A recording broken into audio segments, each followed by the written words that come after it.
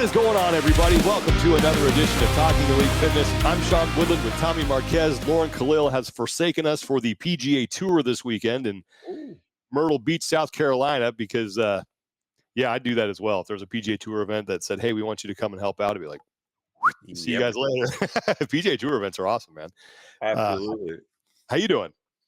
I'm good, although I think I'm cursing you, Sean. My allergies are as bad as they have ever been, and yesterday I dug out a septic tank and then cleared an entire field of our property with weed eating. Even the medication preemptively, I'm all just swollen and ready for market. That would be that's like when because we always see things through the lens of WWE or movies. That's like in the WWE when someone gets jumped by a bunch of the heels. That was ragweed and pollen and everything, just whipping up on you in the middle of the ring. I borrowed my father-in-law's like really badass weed eater, and I turned and hit this set of weeds, and there was some flowers with pollen kind of hidden, some wildflowers, and I just see this cloud go up, and I might have well just been staring at a mushroom cloud in the distance, just about to that was my impending doom. Oh man, and the wind has been kicking up here too, so that's part of it. Like anytime that happens this time of year, I'm like, here it comes. And I always have one day where my eyes will not stop watering. It's just constant, and I have yet to have that this year. So allergy Mageddon is coming here in the coming days. Well, we got a lot to talk about today. We're going to go over our headlines, talk about the semifinal spots allocations that are going to be announced on Friday. We're recording this on May the 9th. They're scheduled to be released on May the 10th. We're going to talk about the age group semifinals going on right now.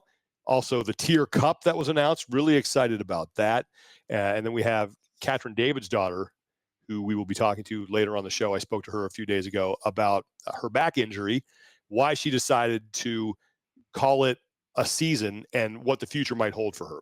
So we'll hear from the sled dog, the former two-time fittest woman on earth. But before we get into any of that, we want to thank our sponsor for today, and that is Vuori, a new perspective on performance apparel that is perfect if you are sick and tired of the same old workout / active wear, just doldrums. If you want to get something super comfortable that you can wear inside and outside of the gym, you got to check out Vuori. I'm wearing a Vuori t-shirt right now. Tommy's got his jacket on. I pretty much live in this stuff. Their shorts have replaced just about every pair of shorts that I have in my wardrobe. I'm breaking out the core shorts. I'm actually wearing those right now. I love the core shorts for the summer. Everything they make, you can work out in. Like I could work out in what I'm wearing right now, but you can also run errands, lounge around, perfect for traveling, yoga, running, you name it, maybe even clearing land. Like they have some very durable and comfortable clothes that you could whip out the old weed eater and get out there and do some work. I was wearing their ripstop climber pants when I was weed eating, and they worked perfectly. I don't know what kind of elven magic or vibranium they weave into the fabrics of these things, but this fleece that I'm wearing right now, I wore it. I forgot a heavy coat, and we were out in the mountains in Utah, and it held up in the snow that level of temperature. And then I wore it when we went walking down by the water here in California this past weekend when it was just a light breeze. It was somehow held up to negative 10 degrees or 55 and just a light crisp breeze. I don't know how it shifts. Maybe it's nanotechnology like the Mark 34 suit that Iron Man has, but it's fabulous. Yeah, I have a jacket of theirs. It's lightweight that I can put on in really cold weather, and it absolutely works. So their stuff is awesome. Anything you guys are looking for, they have it. If you're looking for something that's more like business casual that you can wear to work and you're super comfortable in, they have that. I have a pair of their AIM pants that are sort of more business casual. And I've said this before, if you were wearing those and someone rolled a barbell at you, you could squat in them just fine.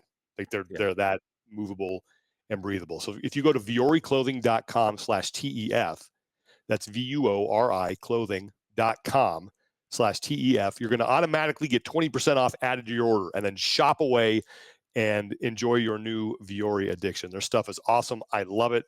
I definitely have a problem. There are places here that sell the stuff off the rack, and if I go, more often than not, I'm walking out with something because everything they make is absolutely outstanding. So VuoriClothing.com/TEF, 20% automatically added to your order.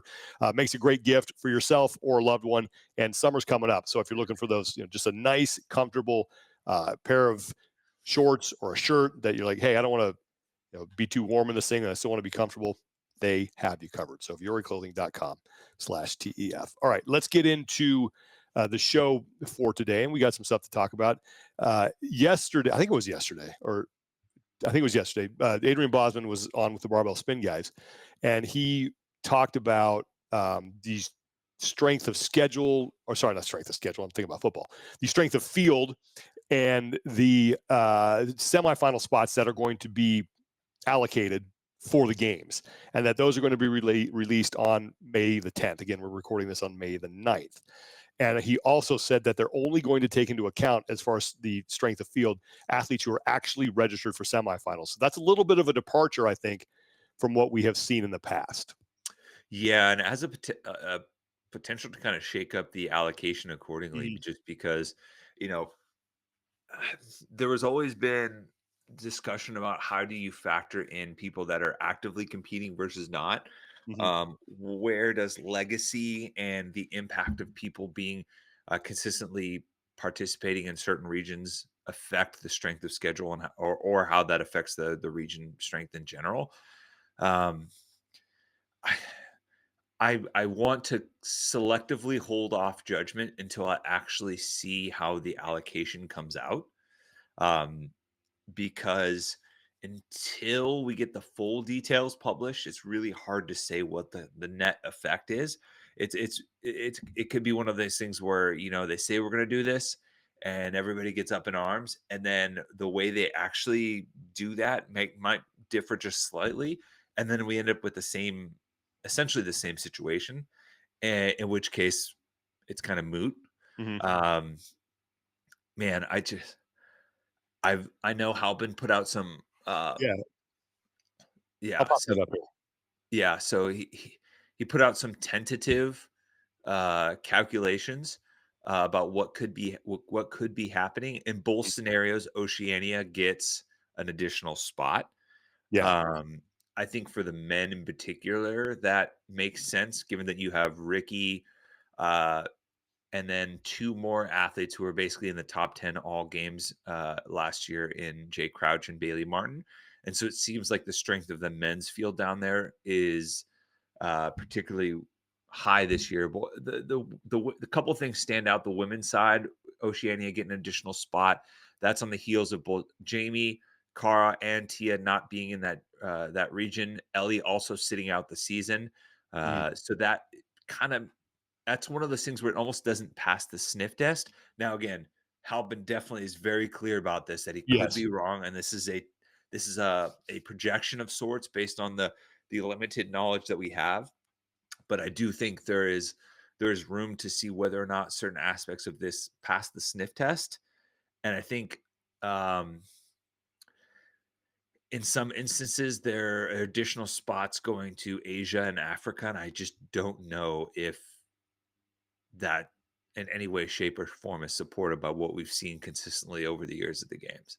Okay. Well, let's just run this down. And again, these are Mike Halpin's uh, numbers, and he, like Tommy said, in the post on Instagram, says these are unofficial based on his calculations, and that there may be some things that CrossFit is going to do a little differently that leads them to come up with different numbers. But it's a good starting point just for conversation. And look, I'll vouch for Mike. I think he's a smart guy. We had him on last week. He's got a huge brain, knows how to do this stuff. So I would not be surprised if he's pretty accurate here. For We'll start sure. with men, and we'll just go across the map here. So starting in North America West, the men are going to get 9 spots. And again, this is unofficial. These are Halpin's calculations. North America East, he has getting 11. South America, the men will get 3. Europe, 10 men. Africa will get 1. Asia gets 2, and Oceania gets 4. Now, on the women's side, again, using Halpin's calculations, what he has is North America West getting 8, North America East getting 11, South America getting 3, Europe also gets 10 for the women, Africa gets 1, Oceania with 4 as well as the men, and then Asia with 3. So that's where we are right now. But this will all be official. We are told, again, Adrian Bossman on the Barbell Spin podcast on with those guys yesterday, saying that this will be announced on May 10th. I mean, this is the women we're looking at right now. Yes. In any instance, one of the biggest things, going back to my previous point about passing the sniff test, in any instance where Europe gets less representation than last year, to me seems like you've missed the boat. What they have last year, was it 12? They had 11 in 11. each. Okay. Yeah, 11 in each. North America last year, Europe had 11 men, 11 women. North America East had 11 and 12. North America West had 10 women and 9 men. Oceania had the standard 3. South America 2, Asia 2, Africa 1. Okay. So really in this scenario, then you've taken one away if this holds. And again, we don't know. You've taken one away from Europe and you've added one to Asia, South America, and Oceania. Yeah, you've taken And one you've from also Europe taken and some away from the you've taken West. 2 away from the West, yeah. Yeah. Okay. Which, to me, for the women this year, it feels like South America and Asia, both of their spots should be in Europe. And then I think there is a serious debate on whether or not Oceania women, the field that is participating, is deserving of that 4th spot, and whether or not that should go to the West. But I could be swayed either there once I actually see the kind of the calculation of who's participating, given some of the other absences on the West side, like someone like a top 10 performer at the games like Katrin. That's okay. So let me ask you this: is this at all? We've talked a lot about, and this has been a big point of debate with the system, is taking into account things that have happened, performances from the prior year. Uh-huh. Could that be what's at work here and skewing this a little bit in a way that you think is a little off? It could be. Oh, yeah, it's still tough for me though when you look at, let me find it. The results from the games last year, and maybe it's not just the games, it's, how, if they're in any way shape or form updating the worldwide rankings and using the top 100. But let's stick with the women, Okay. for example. You had, let's see, the highest ranking woman from Oceania was Jamie Simmons. Yes, you had Jamie Simmons at 17th. You had Ellie Turner, who withdrew, and Emily DeRoy, who withdrew. Beyond that, you had Shahad Boudebs was at 39th. Maybe they were just cut. You had Shahad Boudebs at 39th, Victoria Campos from South America at 38th, Michelle Basnet from Africa at 37th, Emma McQuaid at 36th, but she actually withdrew. Manon Angoniz from Europe in 35. A couple more Europeans. Alexia Williams was the highest ranking from South America in 30th. And then Seher Kaya could be the anchor for Asia, getting one at 23, but still that's no one in the top 20. Mm-hmm. And that is the biggest. The games are still the biggest points earning opportunity, Right. that along with semifinals. So I have a hard time giving an additional spot to all 3. Yeah, and we'll have to see how, again, we're going off just speculation here, but that'll be interesting if that happens, and how. I mean, I guess numbers are numbers. Math don't lie, but Um, you have to pardon me. My yeah, I know, but I don't see. In this instance, Europe has 5 women in the top 14 at the Mhm. games, including the champion and another athlete inside the top 4, and you're gonna tell me that they lose a spot? Yeah, that's interesting. That's tough. The men also, if we go back to them, because they're at 10 as well, according to Halpin. Yeah, and here's the thing, I don't doubt Halpin's prowess in Oh, me neither. projecting this whatsoever. I'm just like, is what makes me question is this the right method if this is how Sure. this nets out, you Yeah, know? yeah. No, I agree. Well, there's a lot that is still TBD on that, but again, we'll keep an eye out for that on the 10th, and then we will know how many spots are available at each semifinal for the CrossFit Games. And the semifinals are 1 week away. Like we're going to get into live competition here really soon, so that's super exciting. But big thanks to Mike Halpin for putting that together. He's always putting information out there that makes our lives a lot easier. So, speaking of Yeah. semifinals, the age group semifinals have begun. Those workouts were released a couple days ago, Mhm. and we have 4 of them. And the review process is going to work the same as it did for quarterfinals. And I know, Tommy, you were looking at the rule book before we came on here because we wanted to make sure that we had that accurate information. Yep. But uh, there are 200 people, I think, at most in each age group semifinal. That's the cap that they're letting in. To have a chance to advance to the championships, you need to perform all your workouts on tape. You have to record them, and I think you have to use a registered judge. I think that's the rule. And CrossFit has said that in the rule book they will be choosing one workout to review. And right now we have event 1 up there. If we can kind of go through these, and they reserve the right to have any additional video review if necessary.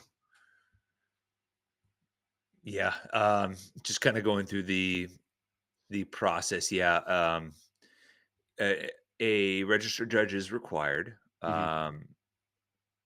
All athletes in advancing position must submit all their videos. Failure to provide a video of a test will result in a penalty or DQ. Um, yep, similar submission as far as, like, open and quarters.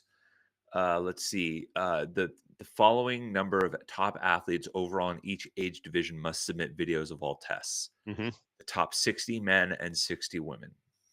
At the conclusion of the competition, CrossFit will select one test to review. If more review is required for an athlete, CrossFit may elect to review another test. So even though they may only be reviewing one, you need to submit all 4 with video. Yes. And if they will have 24 hours to provide any requested videos. Failure to provide videos as such will result in the score of 0, and the leaderboard will be adjusted. So yeah, Well, just now the kind of question, yeah. The question is like which one are they going to review? And the good news is, and I just sort of scrolled through these as you were talking there. If we look at these events, and we'll start with one and we'll go forward. Event 1, you have rowing and snatches, 50-calorie row, and then for each round, and then 9, 6, 3 on the snatches, and the weight goes up. Pretty straightforward. yep. Event 2, you have double unders, chest to bar pull-ups, box jumps, and strict handstand push-ups. All right, so a lot of moving pieces there.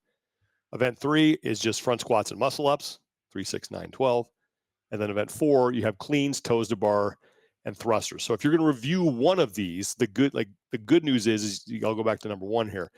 There's nothing here that is like a box step up where it's a new event where I think people are not familiar with the standards. Everyone knows what a snatch is. Everyone knows what a thruster is. Everyone knows what a chest to bar pull up is. Everyone knows strict handstand push ups. So when I look at these, I think for the Masters division, you've got to review something where they're going below parallel. I think that's the biggest thing to make sure that range of motion is being adhered to. So it's event 4 for me. If you're going to review one, it's that. It's the cleans, the toes to bar, and the thrusters. Ooh, yeah. I mean, I could see that, or maybe event 3 because of the skill component. Sure. So, let's see, 54. I'm just kind of going up the. But this is one, the pressure's on to get this right and to make sure that you're because there's no more filter after this. After this, it's the next stop is the championship round. So my hope Yeah, is that the review process is thorough and open and people understand what's going on and things are communicated directly. I know I can dream. Um, they have more time. This isn't like a matter of a week that I think they need to get this done. They do have some time. So hopefully they will get this right. But I will be very interested to see which one they're going to review. Because and when we talked about this about the individual events, I did not think it was going to be the box step up event, and it wound up being that one, and we all know what happened there. yeah, and like you said, this is all pretty straightforward. You have 4 tests. I think there's plenty of room for redos, Mm-hmm. honestly, based on how they were. I mean, you look at the first window, that first event, the rowing and snatching, 150. It's the totality of it is 150 calories of rowing and 18 snatches. That's not incredibly taxing, and something I would imagine is in the crosshairs for some people to redo. Mm-hmm. Um, the second workout, obviously, with the double unders, chest to bar pull ups, box jumps, and strict handstand push ups with the pushing, pulling, um, potentially high volume of double unders for especially some of the age group athletes and the feet and calves is probably not something I don't think a lot of people will redo.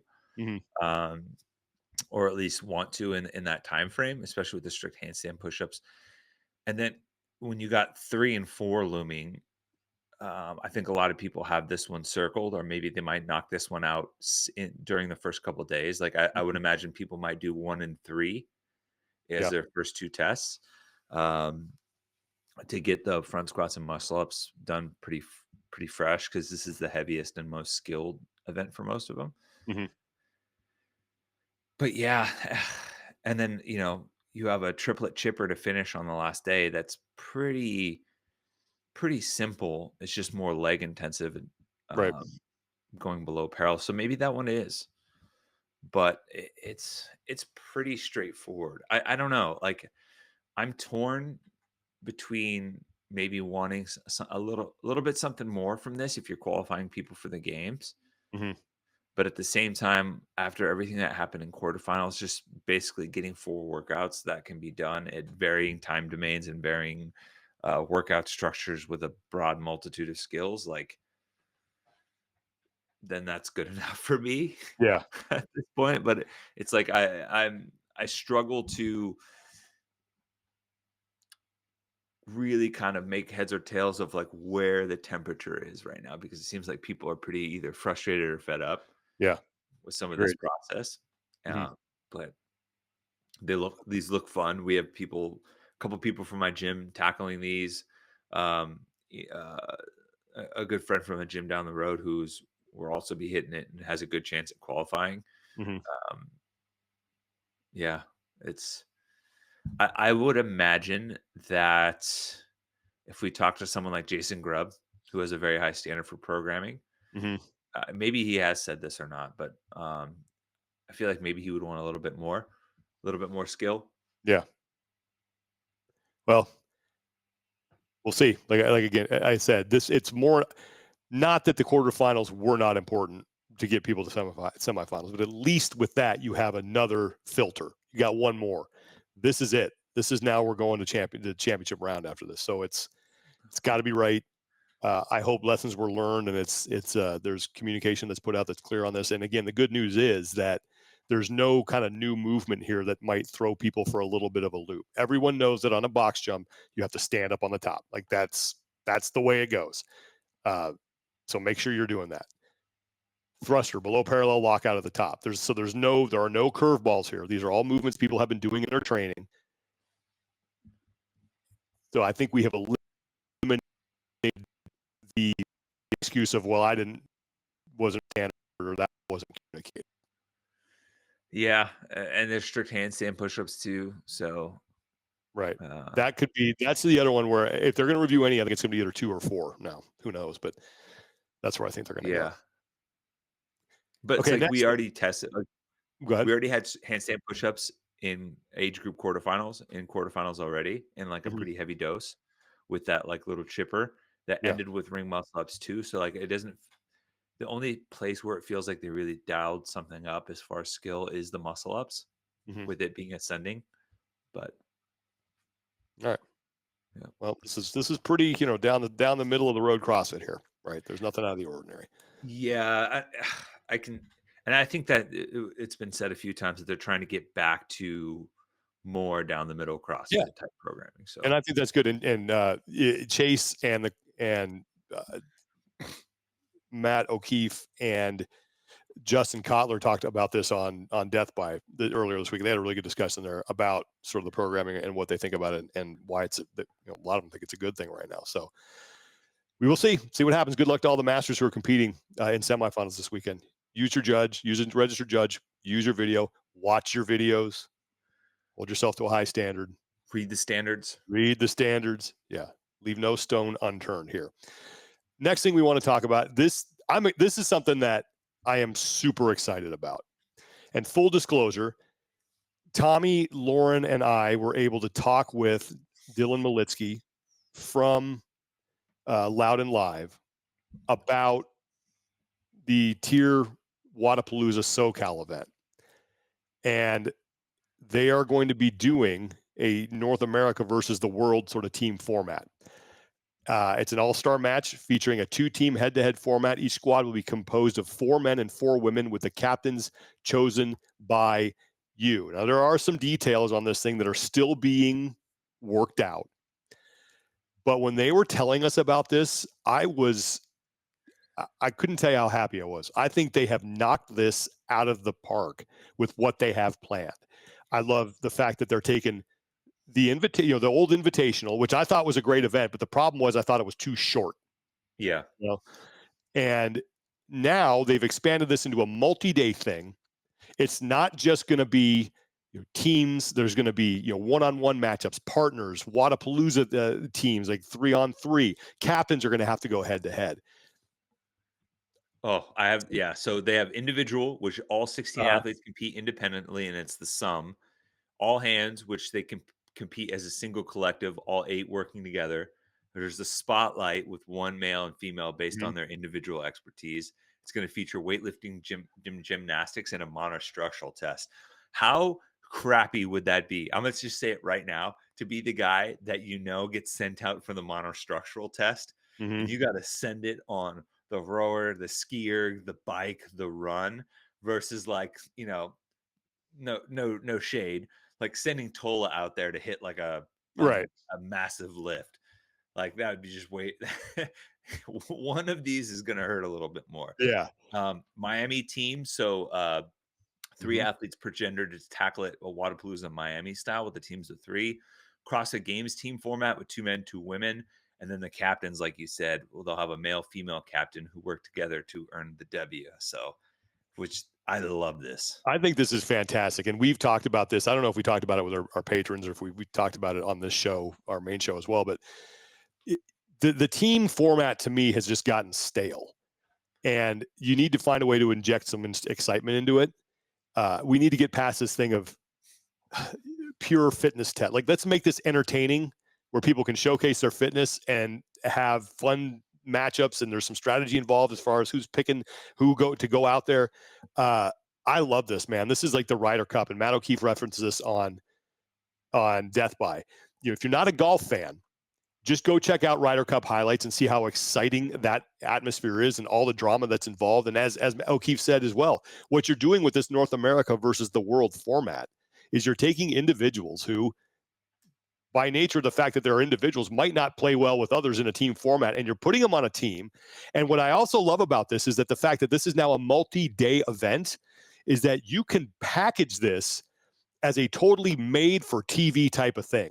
This does not need to be an 8-hour journey to watch everything that's going on. You can do this in a 2-3 hour window every day and just make it a broadcast event, because as the on-site fans obviously are important. You want to put a good show on for them because they're paying tickets, but you're going to have a lot more people, if you were streaming this, tuning in, and those are the ones that you really need to cater to, because that is the audience that you can sell and make a ton of money off of from sponsors. This thing sets up perfectly. And I think if it goes well, I think more competitions need to look at doing stuff like this when it comes to team competitions, especially the CrossFit games. I love this, man. I don't know why at the games we can't have like one-on-one events, or you send a pair out there, and captains need to make strategic decisions. I love everything about this, man. I think this works less for the traditional CrossFit Games team format, because I think part of it too is that everybody on these two teams is going to be a star relatively in their own right. Sure. Right. So the storylines are, are a little bit better there. And you mentioned the Ryder Cup. Ryder Cup is fantastic.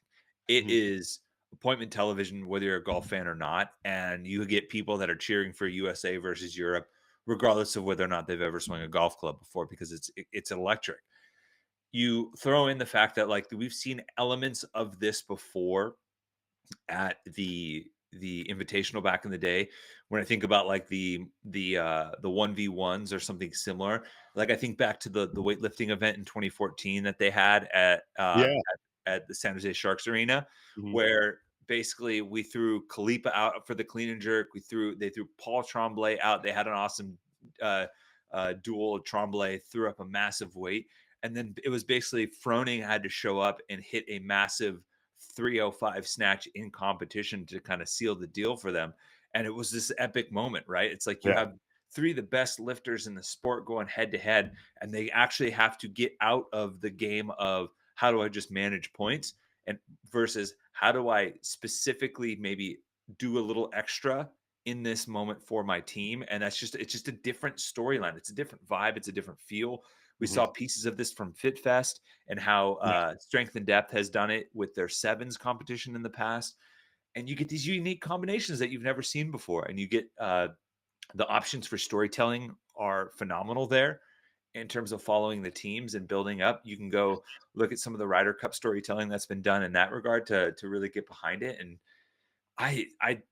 if you're trying to create new interest in something that is maybe starting to flatline a little bit, this is a great way to do that. Yeah. You come up And with a format that highlights the best athletes in the sport and creates storytelling opportunities. yeah. And look, like I said, there's some. I'm not going to let all the cat. I'm not going to let the cat out of the bag, because we were privy to information that hasn't been put out yet, and I want to let Wodapalooza put that out there. But I'm just excited about if they are choosing to broadcast this, which I don't know why they wouldn't.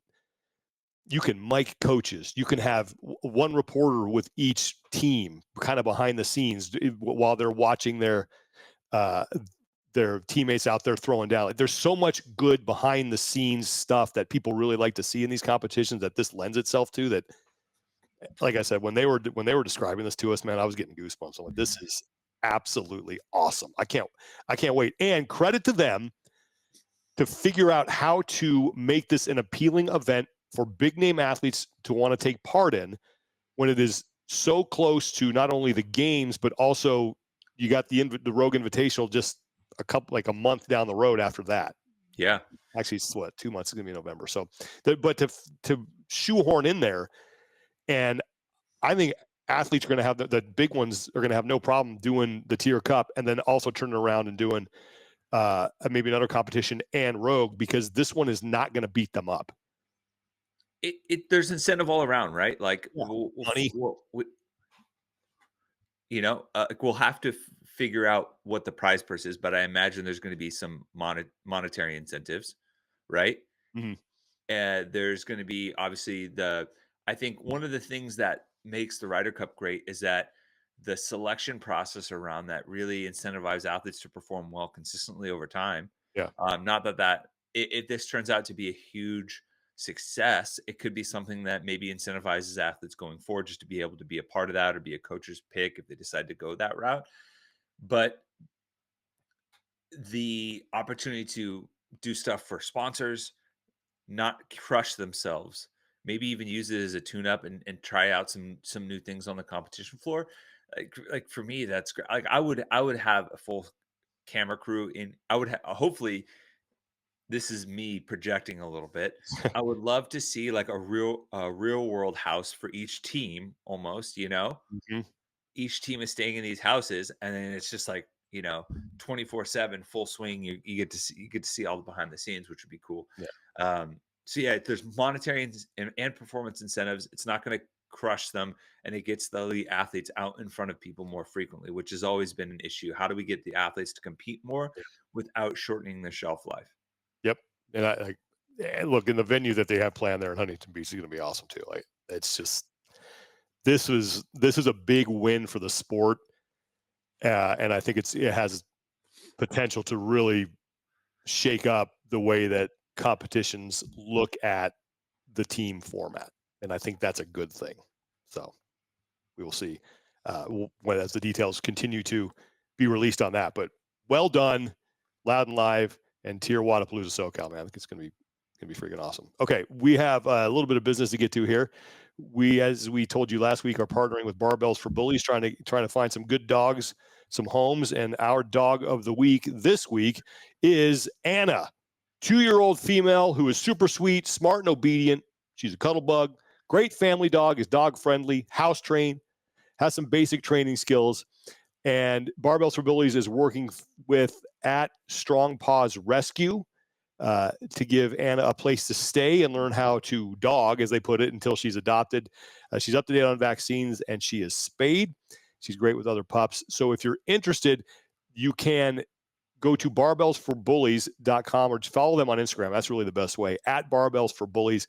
They do have out-of-state adoptions. I'm not sure where she's located, but the dog that we featured last year was in Georgia. So if you're someone who's falls in love with a dog, they have ways of arranging for you to adopt that dog if you live out of state. But check out at Barbells for Bullies on Instagram. Dog of the week is Anna. Absolutely adorable. If you're looking to rescue a dog, if you're looking to add a 4-legged friend to your family, adoption is a great way to go. Barbells for Bullies is a fantastic organization. They do some awesome work. Alex and Lindsay, I've worked with them before on some events, and we're really happy to be partnering with them as we hit the dog days of summer here. Want to get some dogs some homes. So head to at Barbells for Bullies on Instagram and check out our dog of the week. And Strong Paws is a New York area foster-based rescue, rescuing dogs from Texas. So potentially, I would keep your eyes peeled if you're like, hey, that pup looks like it would be right for us. You're in the greater New York area, give it a look. Yep. And like I said, Barbells for Bullies, support what they do because they're an awesome organization run by good people, and they do some really good work. At Barbells for Bullies on Instagram. Well, actually, you know what? Before we do this, we have congratulations. I've been remiss in this. We have to congratulate Dan Bailey and his beautiful wife, Alex. They have 2 healthy twins. They are now a family of 4. I texted Dan. He's like, things are great, but we're not getting any sleep as expected. So he's doing well.